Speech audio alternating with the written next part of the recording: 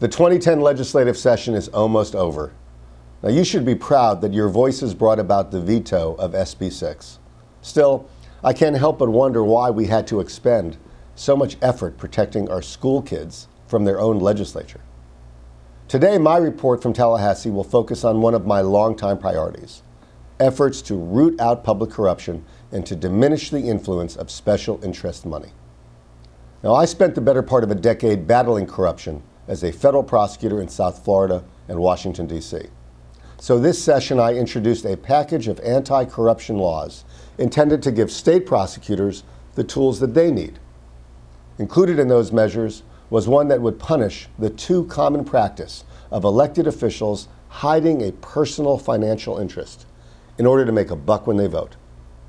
My Senate colleagues, including commendably the Republican leadership, have embraced these and a few other measures.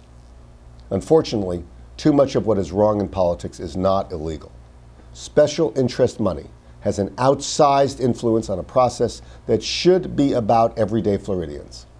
I am saddened to report that not a single bill is moving that addresses true campaign finance reform. That means that going forward, we're going to see more of the same.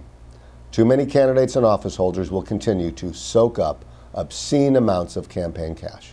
On a related note, many of you know that Floridians gathered sufficient signatures to put on this year's ballot a constitutional initiative that will reform the way legislative and congressional districts are drawn.